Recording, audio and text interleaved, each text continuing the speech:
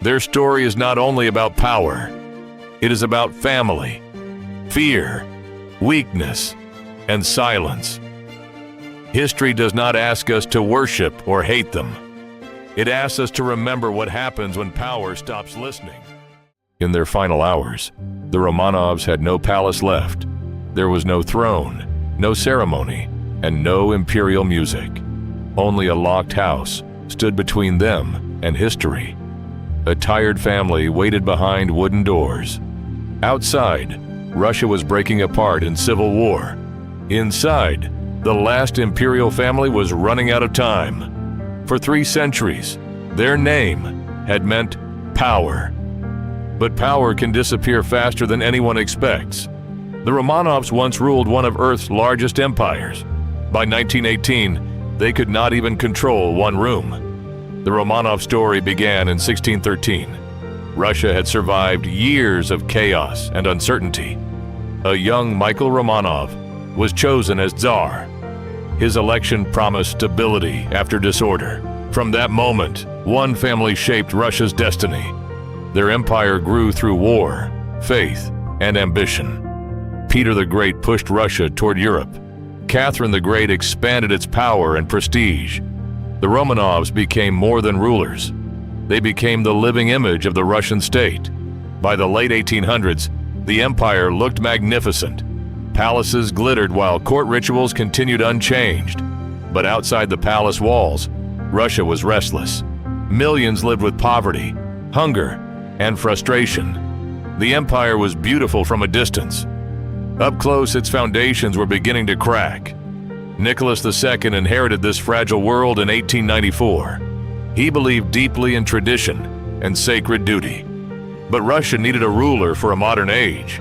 Nicholas was gentle in private, but uncertain in power. His wife, Alexandra, held tightly to family and faith. Their only son, Alexei, carried a painful illness. Behind royal portraits, the family lived with fear. Then the First World War changed everything. Russia entered the war with patriotic hope. But hope soon turned into exhaustion. Food shortages spread through cities and villages.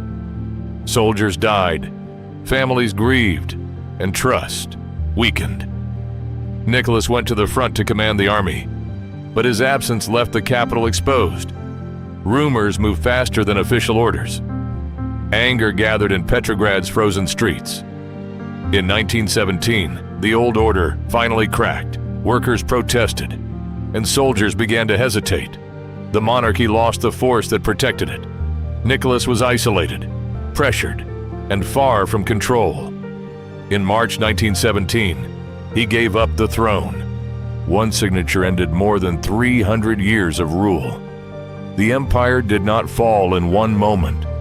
It collapsed because its foundations had weakened for years. After abdication, the family became prisoners. First came Alexander Palace, then Siberian exile. Every move carried them farther from rescue. They tried to keep small routines alive. Nicholas read, wrote, and walked when allowed. Alexandra held on to prayer and family. At last, they were taken to Yekaterinburg. The Ipatiev House became their final world. Its windows were covered, its doors watched. For the Bolsheviks, they were still a dangerous symbol. On the night of July 16th to 17th, 1918, they were awakened. They were told to dress and go downstairs. Perhaps they thought it was another transfer. In a small basement room, the dynasty reached its end. The Romanovs were executed far from their palaces. With them, the age of the Tsars truly ended. Their story is not only about power, it is about family, fear, weakness, and silence. History does not ask us to worship or hate them. It asks us to remember what happens when power stops listening.